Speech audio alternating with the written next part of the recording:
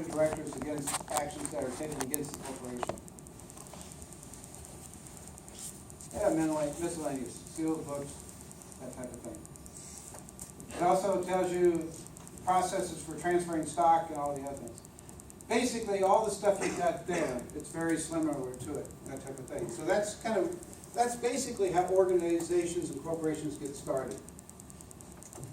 But let's talk about why we do it and who does what. All right.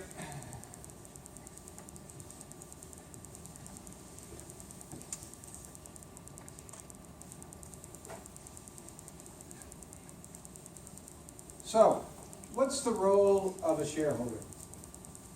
Now you guys, a bunch of you just told me you had stock. Why are you a shareholder? What authority does a shareholder have? And who represents the shareholders? Is the right to vote on decisions and board of directors represent the shareholders. Yeah. So as a shareholder, what do you have? I have ownership in the company. You have ownership in the company, right? You have a piece of that company.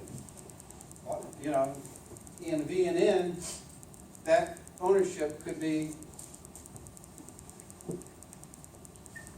in V&N, that ownership could be very, very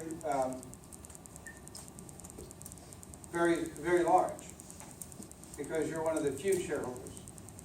And as companies grow, and you bring in more outside capital, the number of shareholders grows. Until you get to large corporations like a Pepsi or BVT or Ameren and such like that, where you have, you know, thousands of shareholders. But you still get to vote as a shareholder, whether you own one stock or whether you own, you know, 1%. I mean, you can control a publicly traded company. I worked for Humana one time, and the chairman and the founders were David Jones. By the time he was the chairman and the CEO of that corporation for 20 years. By the time it went public, he owned no more than 5% of the company at any one time. But he controlled the company because of his roles and his positions. And that's what happens to the founders. They get down to very small amounts, but 5% is a significant amount, particularly if you got, you know, thousands of shareholders. So as a shareholder, you own a piece of the company, and you have the right to vote on what happens in that company. And that's why you have the proxies and the annual reports. So what's the role of the board? Maximize shareholders vote. They do what? Maximize shareholders vote. That's a good question. Who do they represent? Who do you think boards represent? Me? Yeah, just take a guess. Who they represent, Yeah, why do we have the boards? to make decisions for But the for who? company. Huh? For the company and the people. Yeah, but who are they really representing? Who are they making decisions for? Shareholders. Shareholders. So who votes, who elects the board? Shareholders. Shareholders, right. So actually the board represents the shareholders. But what are they supposed to represent them for? What's their purpose? What is the purpose of the corporation?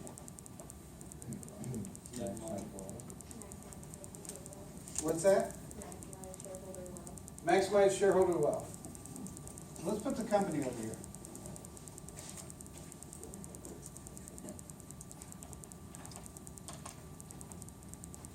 So you maximize shareholders' wealth. Is that the only thing they do it?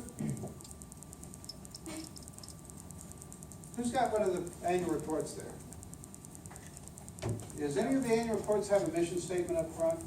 I've got, yeah, That's BBT? yeah. This is a bank, right? What's that mission statement? To make the world a better place to live by helping our clients achieve economic success and financial security, creating a place where our associates can learn, grow, and be fulfilled in their work, making the communities in which we work better places to be, and thereby optimizing the long-term return to our shareholders while providing a safe and sound. Very good. That's Okay, anybody else got a mission statement in their annual report? Let's take Pepsi, there's gotta be one in Pepsi. Why doesn't someone help her up there, grab one of those reports and take a look at it? It should be right up in the annual report, on the first one, not in the proxies, but it should be there. What do you got? You got one?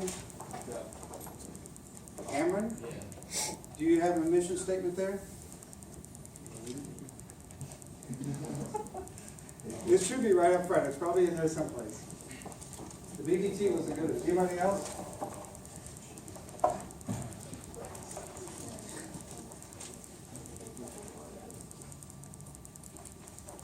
They usually have it right up front.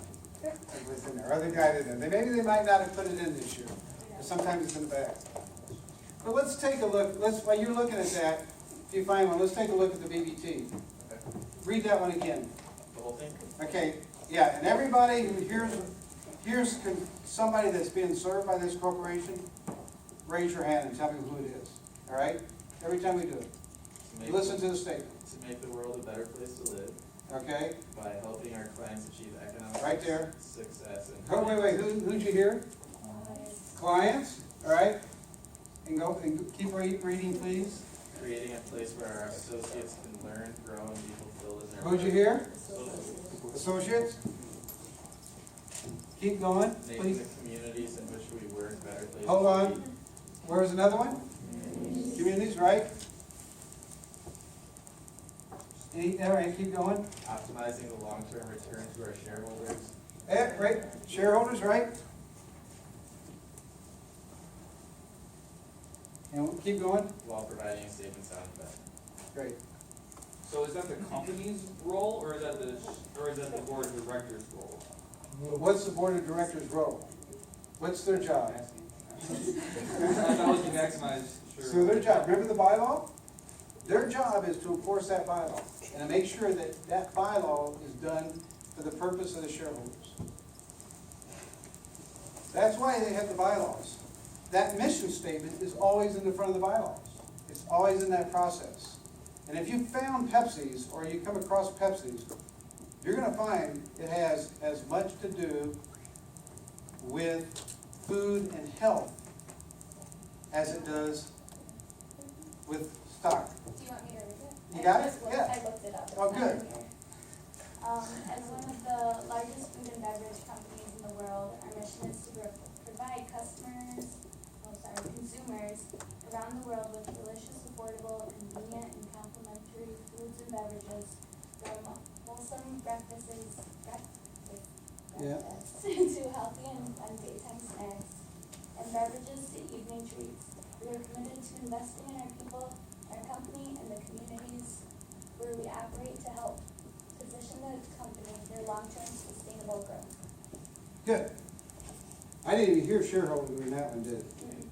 But you did get customers, community, people, and community in that process.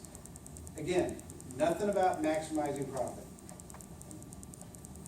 Now, as a shareholder, do I want them to maximize my profit? Yeah. But if I maximize my profit, it only do maximize my profit for the purpose of the shareholder, what happens to the company?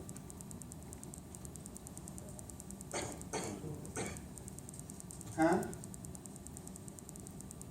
How am I, if I am focused purely on maximizing my profit, and let's take Pepsi as an example, or EBT, all I do is maximize my profit, right? Then what am I gonna do? I'm gonna do the lowest cost at the highest revenue. And I can do that, but that won't give me a sustainable business that serves the community, customers, and has an ongoing business. Nor will it perpetuate my company. I will only be maximizing my shareholders' benefit because I'm maximizing my profit, not necessarily for the short term, not the long term.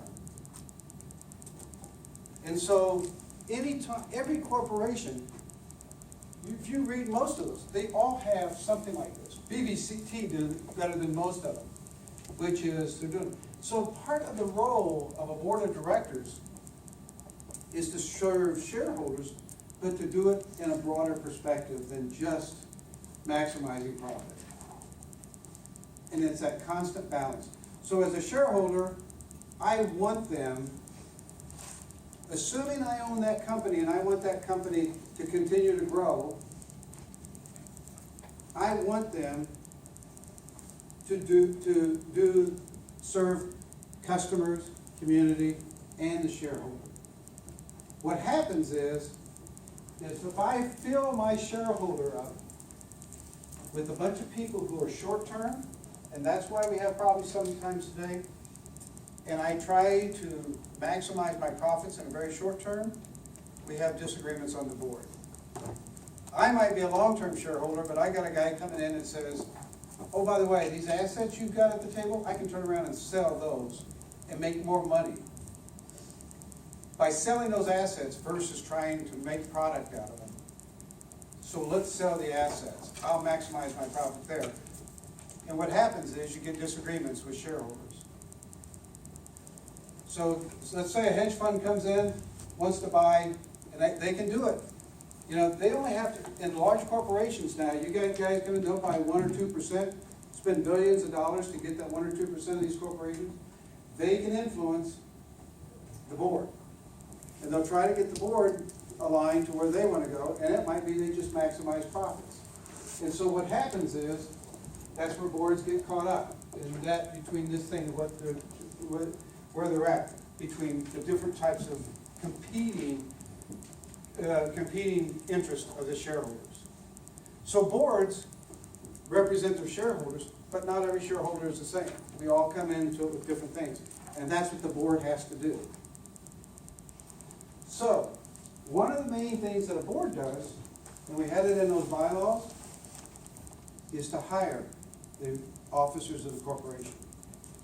So they have to hire the CEO, the treasurer, or often a finance type of person, and VPs, certain level VPs. Anybody who's an officer, typically officers in these corporations have signature authority over a large amount of assets. So anybody who can basically sign for that corporation it becomes an officer. I have to be given the power by the board of directors to enter this corporation into certain levels of documents. I bought a hospital for Humana one time. It was a $50 million transaction. Documents were about that big. I was not an officer. I was a manager and a director, but they made me president of the corporation for one day so I could sign the documents. And they gave me their authority to do it. Nobody wanted to fly down and sign these documents that, had the legal guy, but they do that. They gave me the authority that day to enter into a $50 million transaction to buy a hospital. But I couldn't have done it because if I hadn't been given that authority by the board of directors to do that. And so, that's what the board does. So what happens is they hire these. So what you're also going to find on that is who's on these boards, by the way. Like their names? Yeah, the president's on that one, right? Who's the chairman and the CEO? CEO is Jennifer S. Banner. Of BBT? Oh wait, no, never mind. That's the board of directors. I do know who Pipsy's is, Indira Nui. So she is actually the CEO, and she's also chairman of the board. And this is where some of the conflict occurs. And that's why you're seeing it with modern corporations, and why you're seeing that, is that the roles have gotten so mixed, and they get split. And there's a real debate as to whether or not you should have independent chairmen, because the chairman on that board, by the bylaws, sets the policies, sets the agenda for the board. The board's making a decision. And if you're both the CEO and the chairman, then you get to a conflict. There's some efficiency around it, and they can do that, but that's what causes a conflict. So pretty much every time I see a proposal for an independent chairman, I vote yes for it, even though the board's against it. Because I know the board is probably driven by the CEO. that type of thing. So you end up with that. So the role of the executive officers is to carry out the policies of the board. Shareholders own shares, they vote. The board sets policy, long-term guidance. They don't necessarily set the types of things we talked over here, compensation, all the other things. That tends to be executive level, except on when it involves the CEO and the compensation packages around that. So the board actually sets policy. Their job is to say, where do we as a large corporation want to go? How much of the assets do we want to sell? What do we want to do with these assets? What should be our policy going forward? You know, how do we allocate our resource amongst these constituents here to decide who gets the most? This year, are we going, and this changes, by the way. You know, is our mission this year to be maximize shareholder profit to a certain degree? Or are we gonna make an investment to have a healthier food line, which is what Pepsi had to do in the last few years. They dropped their profits so she could change away from being just soda, being dependent upon it, and move away from salty snacks to actually healthy snacks, because they felt it's important for the long run. And it's also important for the community. So, you know, that policy gets set up there. The officers of a corporation, their job is to execute on those strategies. But when you change out the CEO and the chairman, what happens is you start getting some conflicts around it. And that's part of it. So setting policy and kind of looking at the roles constantly, is constantly in flux in a corporation. But don't think that the only job of a corporation is to maximize profits. Now, profits are important. Profits allow you to take a risk and do things that you can't do it any other way. If you have a company that doesn't have profits, you're not able to take any risk. Or if you're taking all your profits and you're giving them to shareholders, you have no ability to take downturns and upturns or take the risks that you need in a business. So profits are extremely important, but they're not the only thing that a corporation does, which is why we've had sort of an influx of B corporations in the last few years, which are triple bottom line corporations, who clearly state in their bylaws that my job is not to maximize profits. My job is actually to create a sustainable, good benefit to the communities and the constituents that I serve. So, anyhow. I think Tim asked me to talk about corporate governance, board makeup, so, and that's kind of what I talked about. Does anybody have any questions or any comments? All right, who got some of the annual reports? I'm being curious. And so how many board members did they have? That was, and who's that, Ameren? 12. Yeah. Okay. And Ameren is 12. They're a large public utility. So, oh, by the way, why would I buy that stock? Why would I buy utility stock? Very capital intensive company. But what if, dividends. They are high paid dividends. If you buy, by the way, in 2000, when tech stocks were going like this, you were able to buy that stock so that it was paying almost 8% dividend rate. So I bought the stock at a price like that and locked in effectively an 8% dividend rate since that time. That's why you buy those things. Now they're down to 4 or 5 because interest rates have dropped, but my dividend rate has not dropped because of what? That's why you buy utility stocks. They're long, steady. They're the little old lady stocks that they used to be called.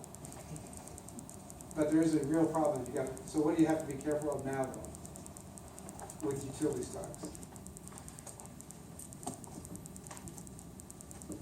What's happening to our energy system? Huh? They're reusable, but the other thing is, these things are built around these big capital intensive things. They have nuclear plants and stuff like that. But if I can make energy out in Allendale, then the demand for that big utility, that big nuclear plant, can disappear. and all of a sudden, my ability to pay those stocks goes down because you're producing your utility with your Tesla, you're producing your power with your Tesla and such, and that's actually the risk that they have, those types of things, is that actually demand. They don't want to build power plants anymore because they know that it's getting distributed, so. But they have 12. Who else? And what else do we have? What other companies? Pepsi had how many? 15? Yeah. And what did we say BBT had? 18. 18? Did you have a chance to look at who their board members are? Kind of get an idea what they look like? Yeah, sure. Do you want me to just? Yeah, just kind of describe them if you got. Okay. Wait, describe the people or their? Yeah, describe the people. How many of them are former CEOs? A lot. A lot. Yes. All of Almost them. all of them, Practically all of them. yeah. BBT? Yeah, just about all. There's a legal partner in there. So why, as CEO, chairman, want to have a bunch of former CEOs in there? By the way, you'll see them. Steve Sanger just donated a bunch of money to University of Michigan, General Mills, former CEO, sits on probably 3 or 4 of these boards. And why I vote against them now? Because they're making 150, 200 every board. They meet 3, maybe 6 times a year. They're highly paid for what they do. And a lot of them see it. That's what's happening with our modern corporations. We're losing the independent board member because they're being loaded up by other board members. And the reason why, one, there's a good reason why. There is a certain talent that they have in a knowledge base. Being a CEO of a corporation, a large corporation, is not easy. Trying to balance, your assets and resources to kind of effectively meet these and plan forward is a difficult job. They're 24-hour-a-day jobs. CEOs don't last long because of that. It's a high-pressure position, and it takes a lot of talent. They're highly paid. Too highly paid I believe in the U.S. compared to other places. When you're talking 15 times the average wage worker or higher, 25 to 50 times. Then, but the reason they're doing it is one, their talent. But the other reason is these CEOs kind of would like to stay together. And they know the CEO will say, if I have former CEOs on there I've worked with, one, when I retire, I get to become a board member of other corporations. And two, it allows me to control my board a little bit more. So there is some control around that. Now, I'm not saying CEOs are bad. I'm just saying these boards get stacked for that reason. You don't see the outside independents that come in on it. So, and we're not talking about, by the way, these are large corporate boards. We're not talking about local boards that we have, or the BNN, or our hospital boards, which I sit on some, but these are really sort of large public boards. So, all right. Anybody else see anything in there? Did you see what they're voting at their annual meetings? They're in the proxy statements? What did you see? Election of 14 director nominees. Right? Ratify the appointment of KPMG LLP as our. I'm gonna vote on my accountant, approve it, yep. Provide advisory approval of our executive compensation. Executive compensation, that means the bonus plans and executive compensation, right? And approve the renewal and amendment of the PepsiCo Inc. long-term incentive plan. Oh, good. There were probably some other things in there too that they didn't vote on too. So anyhow, that's just sort of a brief on this. Who's got did somebody get the Berkshire Hathaway?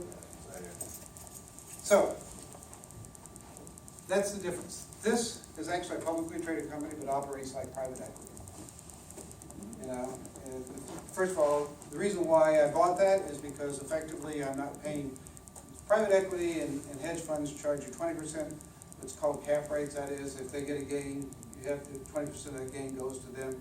They also charge usually a fee of anywhere from 2 to 5%, that type of thing. But they get access to deals that are not public. So they're basically buying corporations that don't want to go public, but being sold to it. Berkshire Hathaway sits on a bunch of money, acts like a private equity company, but allows does it as a corporate thing, as a stock-held company. He has a very limited number of board members, and it doesn't change. His votes you only vote on one thing when it comes up to it. But if you really want to read a good annual report and a letter, you read his letters. He talks about why he did it, he's very honest. It's why, he's such an amazing corporation. Their stock, he doesn't do splits, it's all based upon the value, and that's why it's gone well. So, anyhow, Berkshire Hathaway, if you really want to, and you can go on to the Berkshire Hathaway website and look at his annual reports. They're very entertaining, and they're also probably one of the best reads about the U.S. Financial systems and U.S. business systems and anything you find. So that's one I would recommend you read. So, all right, any questions? Any comments? What Tim say? Is he going to test you on this? What question should I tell him to ask?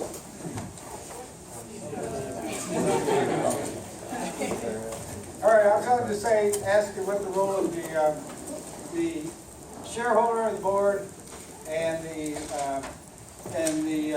CEO is. Then I'll tell him, I'll ask him to ask the question of who is the corporation serving, right? What is its purpose? And how many constituents are on there? Which is not just the shareholder, all right? All right, have a good one.